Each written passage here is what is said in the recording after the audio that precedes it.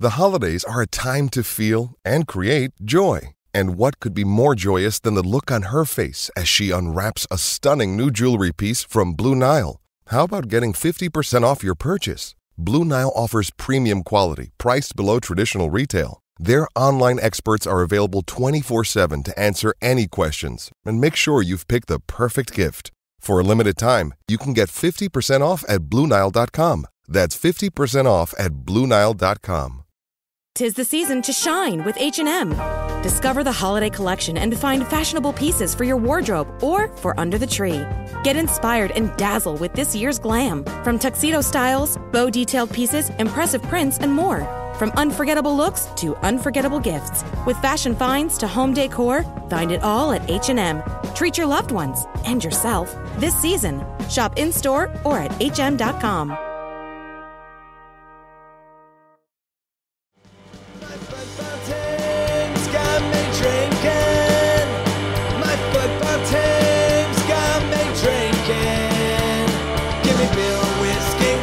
Anything to shake this mood I'm in. My football team's got me drinking. Back at it again with another episode of the Shades of Blue Soccer Show. My name is Cody Bradley. Thad Bell and Robert Russert are here. And we're joined by a guest. Doug McLagan is here. Did I say that right, McLagan? Close enough, McLagan. McLagan. Oh, see, I should have known. That wasn't close at all. I butchered it with my American accent. That is one thing I'm very excited about here. We're adding some diversity in our voices here. We got a cool accent now, so it's going to be a good show. I feel good about it.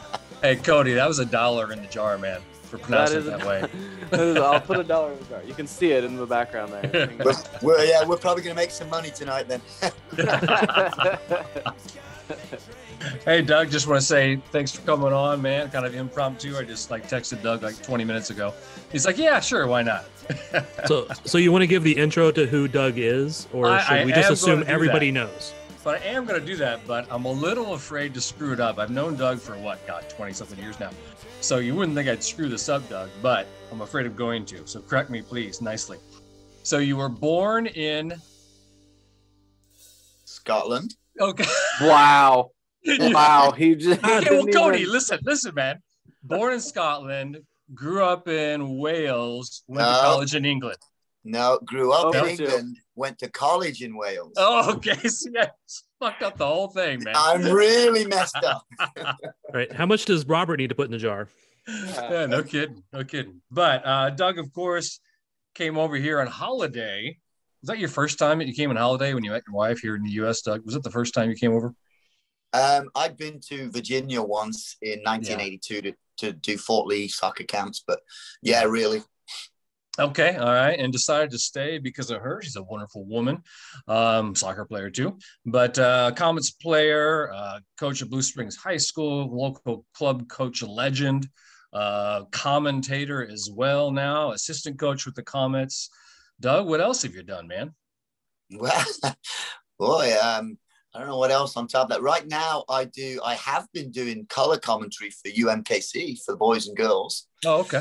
And I'm about to do Sporting Kansas City 2 color analyst too. Sweet. You've done some of that too before, though. Yes, I've done that before. Yeah, I really enjoy doing that, and it's a blast. But like I said, Doug, you're on a long list of distinguished guests: Jimmy Nielsen, Benny Feilhaber. We had Jalen Lindsay on the other day, Ali Trost. I don't know if you know Ali. So you're right up there with all of them. Yeah, I don't know if I can compete with any of those. Well, so what do you think of that first game? Give us your initial thoughts. I saw highlights of it. Yeah, I saw a little bit of highlights of it. I didn't see the whole game because I was out, but it seemed like for a team on the road, we created a lot of chances. And although, obviously they went up one, but that was a kind of ridiculous goal. Just an amazing goal by Clark. But it just seemed to me, of what I saw, and correct me if I'm wrong, it looked like Sporting Kansas City actually deserved to win. Got a kind of fluky handball in the penalty in the box for PK, but in the end, like I said, I didn't see the whole 90 minutes, but it looked like Sporting Kansas City deserved a win there. A fluky PK, and then the other one was quite possibly offside. I'm still not entirely sure on it. I didn't even look at that at all. Well, you think Sporting was offside, or you think Red Bulls was offside on theirs? No, I think Daniel might have been leaning. I think he had a shoulder or a head over the line, but I mean, it was pretty close. Yeah, but I think it was the Inter Miami LA Galaxy game. Same situation. Come on, you got to leave that on. You don't want to ruin the game and call that off, right? Yeah. So are they doing VAR this year, or? Oh yeah. So they looked at it and still gave it then? Oh yeah. I imagine so. I mean, I guess they look at all goals. Isn't that kind of the rule? I think at least. And the build up to the New York one had one that was probably more offside, and it was close enough that I wouldn't have complained about it. So. Yeah. And how dare they even consider to take back a Daniel Shalhoub goal and just ruin his entire season? Did you see his reaction though, man? He was pumped. I mean, he's like, "Oh my God, it's been so freaking long." And he did everything he could to keep that under the bar. It was like the ball was bouncing up, and he kicked it straight down into the dirt, so he didn't shank it up. Yeah, but the shot is what's not important. What is important is the run he made to be at the right spot at the right time. The cross that Shelton made, everybody always doesn't give Shelton credit. Yes, that was exquisite, man. That was a sweet cross. Yeah, I was saying Shalhoub needed to get one early if he was gonna have a hope for a good season this year. And that was really good to see.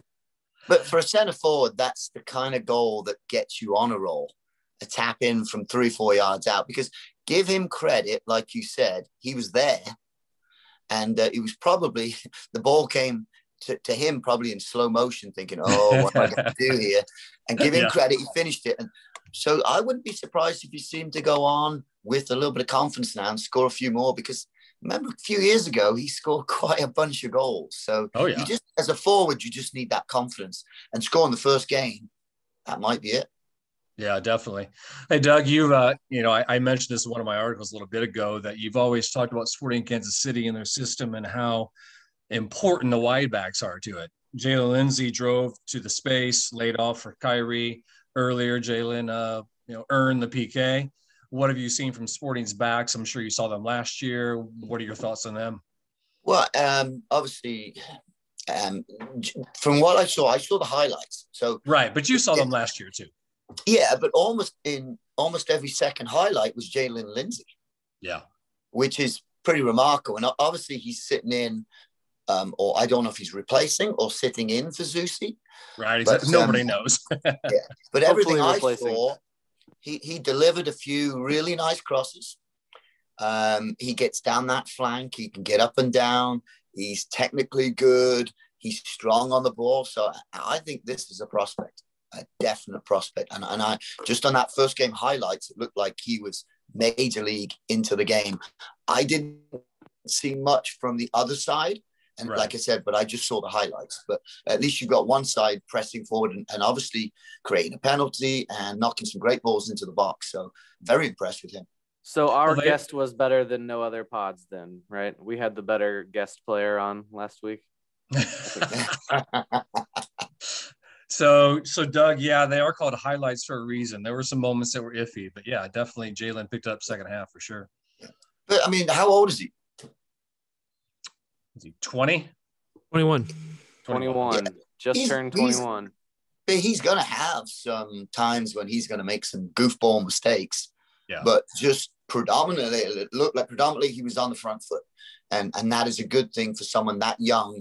And yeah, he's got some experience, but really first team experience, it's been limited so far. So he's going to make some errors and he'll probably make some really bad play during one game or whatever. But I think if you stick with him, and I think that Vermees will, he's going to be a very good product for Sporting Kansas City. We talked about you guys. Oh, go ahead, Cody. We talked about that pass from Shelton. The best pass of the day was a ball from Roger over the top for Shalhoub. You guys know that one I'm talking about? I thought Shalhoub, Shalhoub actually did pretty good with it. Just got a boot on it the way he could, and then it was deflected out for a corner kick. And honestly, I thought Shalhoub just shanked it. Like that's where my head was at with Shalhoub at that point. Yeah. Hey, Roger still got it, man. I mean, he was on all night. He's just he really was. And it's interesting too. If you go back a couple years when Shallowy scored all those goals, about 75% of them were assisted by Espinoza. Yeah, they actually worked well together. He sprays the ball around well, Roger does, but yeah, for sure. So I just made that number up, but accurate partial information. Yeah, about 70%. That was just you just pulled that one out of nowhere, but that's what we do here. No, who does he think he is? Mike Kuhn? What? It is actually one. It's one that I've had since that year because I noticed that Espinoza was feeding Shallowy a lot that year when everybody was all agog about some Gutierrez guy who wasn't getting assists and Espinoza was. Okay, about 70%. We're gonna look that up. Do so. So, what did you guys think of Busio's performance at the false nine? I liked Busio. Was it? Go ahead, Thad. That an eh? Yeah. I mean, it was all right. It was Busio, but he's better elsewhere. Oh, yeah, for sure. For sure. Well, Doug, what have you seen from Busio over the time that you've seen him in the last year or so? Well, first of all, playing that false nine is not an easy position. Yeah. Because it's like if you're playing centre forward, all right, you're stuck between the centre backs and you're up front and basically your back's to goal and you've got simple things to do. That false nine, you're changing positions all the time. You got to be on the move. You got to look when people are coming in. So you go out. So to ask a young kid to pick that up immediately, that's asking a lot. But I'm Mr. Positive tonight. I think Busio and Jalen Lindsay are the two youngest legit players in my mind. Those are the two best we have. We have some young ones that need a lot of work, but those two are legit. And I'm happy to see both those guys in the lineup, whether it's midfield or whether it's false nine. Busio needs to be out there, I think. That I wanted to hear what you thought of Remy Walters' performance. It was not bad. Sorry for the long delay there, but I thought he did all right there. But I like him better farther up as at 8 than a 6. I think he was. He did some good stuff, but he kind of left that space a little bit too often that I wanted him back protecting the back line just a little bit better. Definitely agree. He was a workhorse though. He was hustling all over the place. Yeah. That's what I was going to say. Yeah. And don't get me wrong. I thought that all that aspect of him working and, quality on the ball and passes, was pretty good. Overall, I think he's a good pickup. I just want to see him as the 8, not the 6.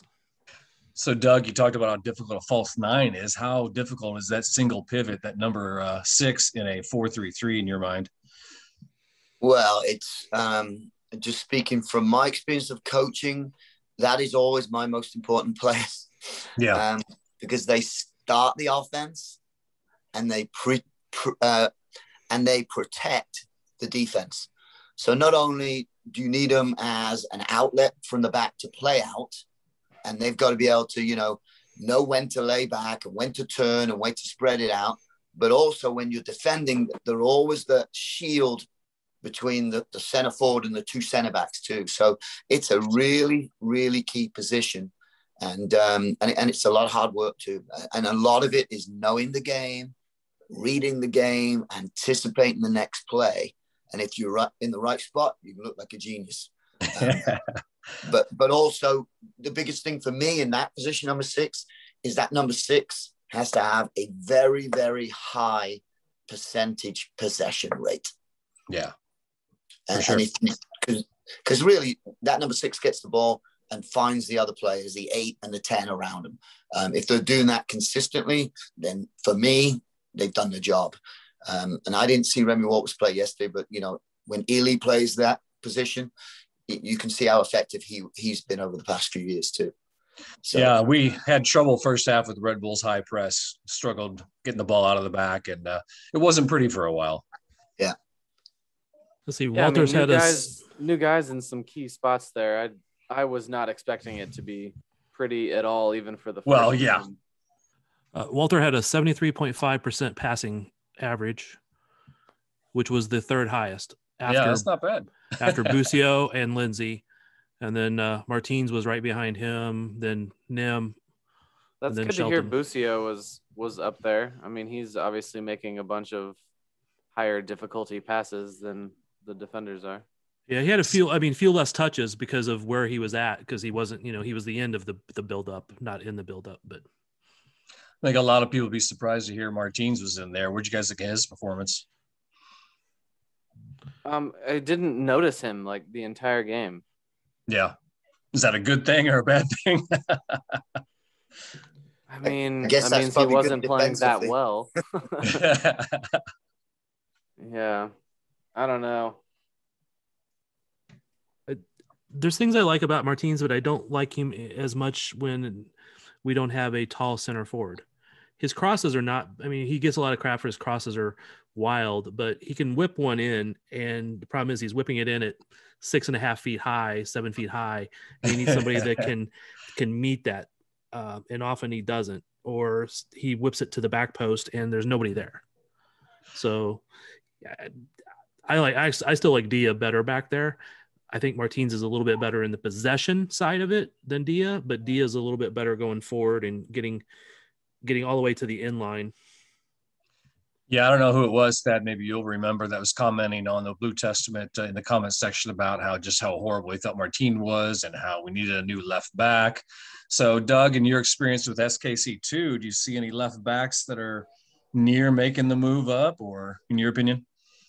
Well, and I've got to remember his name. Last year, they had 2 years ago, it would have been because of COVID last year, but they had a really good left back. And I thought they had a good left back and a good right back that were probably the two best players for SKC2. What I didn't understand, the next year, they were both gone. And okay. I didn't understand that. And I know, I can't remember his exact name, but he had a Brazilian name. So he had a one name and he was a left back. And I thought he was the best player on their team that year. And then the next year he was gone. So obviously I was wrong. Maybe. Thad, do you remember who that would be? He got a ton of assists and he played every game and he was up and down that flank and he had a beautiful left foot. And I haven't seen enough of Martins yet, but that was just a shock for me. I don't think Martins is as bad as everyone makes him out to be. I think he's going to be serviceable. And I also think he's actually kind of creative. Like he can link up with players pretty well. He's got some good combination plays. He's just kind of clever sometimes, I think. Oh, I agree. The real question that I thought would have been one of the first we talk about was Izzy, the new center back. What do we think of him? I'll go first. I liked it. Yeah, I should have directed that at someone. Nice hosting there, Cody. No, I definitely liked his play. It seems like he's gonna be able to kind of take command a little bit. He's pretty assertive out there. Looks pretty athletic. I'm here for it. Yeah, I thought he was good. Again, I just got to see him grow as he gets more experience with the team, because he's only been around for a month or less now. It's like 3 weeks. Yeah. So his first MLS minutes, he's only had half of a game prior to that in preseason. He has enough speed to make Fontes look good. Which needs to be the next question is, what do we think of Fontes in this game? Yeah, we'll talk about that for sure. I thought Fontes did well.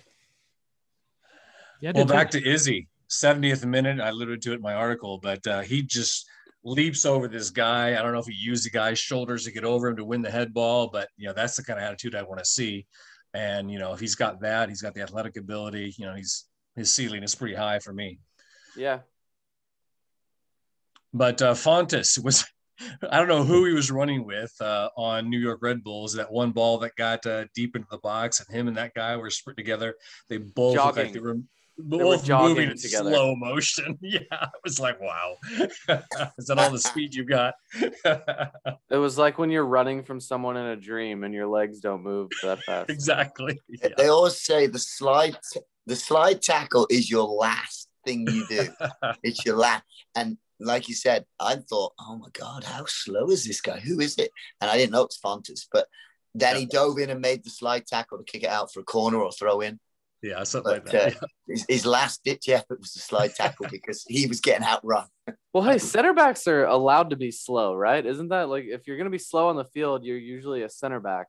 And strikers need to be fast. So Fontas gets some leeway there. I think Fontas wins that. Yeah, he can be slow if he's smart. Yeah. And if you've got a guy next to you that's super quick, which I didn't see him play, but I guess you guys are saying that Izzy guy is. So I don't know about super quick, but yeah, you can have quick and smart, and they'll work together. Slow and slow doesn't work together. And slow and not very smart won't help. But again, I think I probably need to see both of them a little bit more before I come to a conclusion, I think. I mean, they worked well enough, right? All it was that one goal, that awesome goal from Caden Clark. And yeah, I mean, that was just the guy just turned and poked it into the upper 90. There's really nothing you can do about that. So yeah, I think they did well enough with not a first team lineup in front of them. Yeah, it was a tall task to begin with. But Thad, what was your favorite part of this game? Shallowy goal. The build up to Shallowy goal. Yeah. The Shallowy celebration was my favorite. Oh, actually, for the PK, did you guys, whenever they called the PK, did you immediately go right to Gotti? Like you guys all knew who was going to take it? That's an excellent question. I thought it was going to be right when they called it, I was like, oh no, good God, who even takes this right now? I mean, I'm like, Daniel Shallowy, no, do not let Daniel take it. Like I was like running around for a second, then I was like, oh wait, it'll be Gotti. Gotti will be all right. He'll be fine. Well, I thought it was going to be Busio. I was a little surprised it wasn't actually, but yeah, no, I think that's Gotti's to take there with that strange lineup. And he did well. I mean, it was the same direction as the keeper, but if the keeper guesses the right way and you still score, then you did something right. That's called power. That's what that's called. It's called luck that the keeper just missed it. It looked like it literally went through his body. I don't understand how it actually went in. He hit it just about the right height. Any lower and that's saved. Yeah. So I think he just hit it hard and it just happened to be the right height to go in because it was darn close. Did you miss any PKs in your career, Doug? Oh, none that I want to talk about. Oh, come on. That's the fun of it, man. Come on. All right. So I had one. This is a classic. So I'm playing for Cardiff College against Leeds, who's our big rival. Okay. And we're playing, and it's up at Leeds, and it's 0-0, and it's a really tough game. And we get a PK, and for some reason, I get to take it. It was a bumpy field, and I must have kicked it. It must have been about 20 yards over the bar. It was a bumpy field, he had to say first. We went on in the end. I think we lost 6-0, and I think I took the blame for it, quite rightly. So you're the Eddie Johnson of Cardiff City. Okay. Or Cardiff College, sorry. It was just once, that's all. 6-0. Set the tone for the match with a terrible PK then. Yeah, it was bad, yeah. Great memories. Yeah. Did you ever take any well, I don't remember. What was it when the comments was it PKs or was it from like the shootout or whatever? Yeah. Shootouts, yeah. No, people like Preki took those and all the top quality players. Right. I just watched and cheered them on.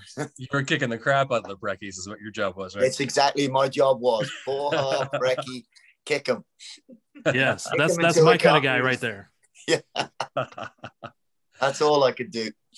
Well, Cody, if you don't mind, let's give Doug a little bit of room here. Let's talk just briefly about Kyle's experience at the Comets and your thoughts on that. Kyle loved it, man. So, and this is something that may occur again because his season goes to October, basically. And so he'll be coming back in October, and he's got a good connection at the Comets with Padinsky. And so that might be something that happens, again, from October to whenever. It just depends on where his next contract is, whether it's going to be still out in Iceland or whether it's somewhere in Europe. So the possibility of him playing for the Comets again is good. He loved it. I mean, just playing in front of all his buddies who came to the game and also played in Dallas, where we've got friends in Dallas who came out to watch him play. So it was good for me and enjoyed it. And of course, I think 3 of his teammates, or maybe 4. So Matt Lewis, Kyle grew up playing with, Adam James, he grew up playing with, Robert Kelly grew up playing with. So, and there may be more, but just playing with his buddies who he grew up with and played on the same team club-wise, and then to come play with Comets, it was just a blast. He really enjoyed it, as did Mom and I, and the rest of the family did too. Sure. So, Thad, I'm going to put you on the spot here. Doug is not listening, so give your evaluation of Kyle's play. No, I'm okay with that. I will always be willing to speak honestly. He was good, especially for a rookie in the indoor league. Switching from outdoor to indoor is not, no matter how much you played it as a kid or any of that stuff, switching to indoor when you've been playing professionally outdoor is not an easy task because there's just so much different about it. And I thought he did really well. I mean, he was like he was like on the rookie team of the year, I believe. He and he played half the games, and he still was on the rookie team of the year, something like that. He did really well. He's a very strong defender, and he got the ball forward, and it made it a little confusing sometimes watching it on the screen since there was 3 blonde guys back there. But yes, all wearing the same shoes. Yeah, him, Matt Lewis, and the Blue Valley kid. I feel bad now. McDonald? McDonald, yeah. Man, sorry. But all of those guys were good. So I'd love to see him back there paired with Matt Lewis, man. That would just be a wrecking crew of a defense. Well, those 2 are big buddies. So he did have a story. He said, because you're right, adapting it took me a while to adapt to the indoor game. So he's coming over, and he says, Dad, I can't read these walls. The ball's coming. I think I got it. Then all of a sudden, in practice, Gibson comes out of nowhere and steals the ball. And yet, I swear I had it. And I'm like, yeah, it takes a little bit of a time because depending on where it hits the wall, how close it is to the goal, the bounces are all different. Yep. And once you figure that out, you're ahead of the game. But to start off with, it was like pot luck. You had to just guess where it was going, But it was good for him because it worked on his touch. And one thing about Kyle, if you don't know him, the kid hates to lose. And so he has a drive. He has been told no so many times in his life. No, you're not good enough to do this. You're not good enough for that. And so he does not take that answer. And that's why he's been successful through his career, because he keeps on saying, screw you, you're wrong. I will make this team. I will make that team. So he's a scrapper, that's for sure. So let's make Cody happy here, Doug, and bring it full circle. So Kyle coming to play the Comets, is there any dream? I don't know if it's dream or whatever connection of, hey, the sporting guys will see me more and make that a possibility, or is that a thought? Well, Kyle spent a couple of years ago 3 weeks with it was Swope Park Range at the time. And he also spent 3 weeks with Oklahoma. But what happened was when the MLS camps came back from Florida, the center backs that got cut from the main teams, which is Dallas and Sporting Kansas City, came into camp, and then there was no room for Kyle. So that's why he thought, I'm going to go try and play in Europe. And so is there a wish? Yeah, there'd be a nice wish for it. Yeah. I just don't know if that's an opportunity or not. We'll have to wait and see. Yeah. It's really hard to come in and make it now if you haven't already been in that system from the way sporting is working. But I remember standing next to you when he was there in camp with Swope, and I thought he was as solid as any of the defenders out there, if not one of the better ones. But it's because it's a numbers game of how that stuff works out sometimes. Yeah. And like I said, a couple came down, so it's like someone's got to go. And the thing with Kyle did not come through the sporting system. My middle son did for 3 years. Kyle did not, because Kyle was about 4'2" until he was about 50. And I'm not joking, until he was about 16. And now he's 6'1". And so when they were looking at him, he was, pardon my French, but he was like a midget. And but now he's full out. He's really good in the air. And but he didn't go through that system, unlike some of the kids who are now given that opportunity because they were in the system all the way up. Kyle never was in the system. So he's coming from the outside. So wait a minute. Midget is French? What? Midget? Pardon my French. Midget? Oh, what? well, okay. It's just not socially acceptable nowadays. Yes. He was short. How about that? So, Doug, we need you to chime in on this debate we've been having. Burrito, taco, what's the difference? Real quick. Burrito, you wrap something around it. Taco is just a shell you put stuff in. Okay, right? Thank you. And where do you buy your sushi, Doug? The grocery store? Oh, well, sometimes at Hy-Vee. No, actually, sorry, wrong plug, Price Chopper. Okay. But then we do go out occasionally, and I can't remember what it's called, downtown by Brookside. My wife will shout out, sushi, Chris. Prime Sushi, that's where we usually go. Okay. Oh, I know right. Prime. Yeah, it's good. So can we get a sponsorship from them? Not through my help.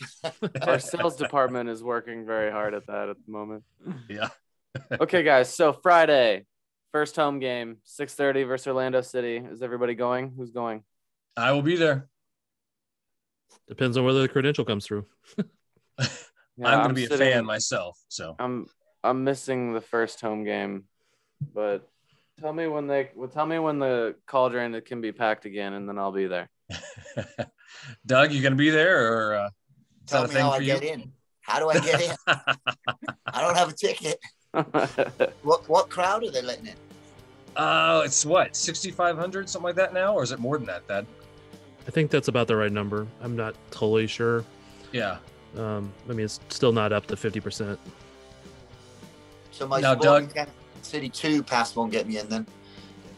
No. Try it. Test the waters.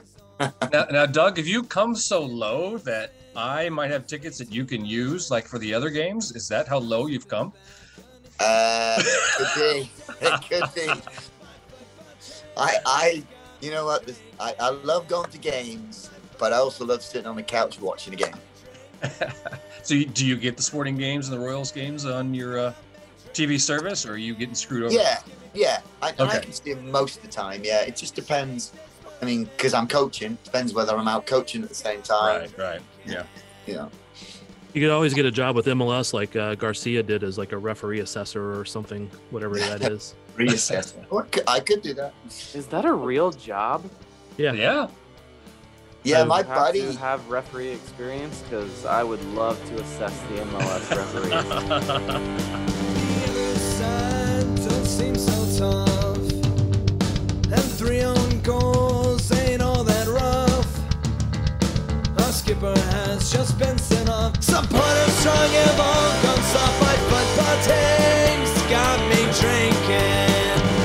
My football team's got me drinking.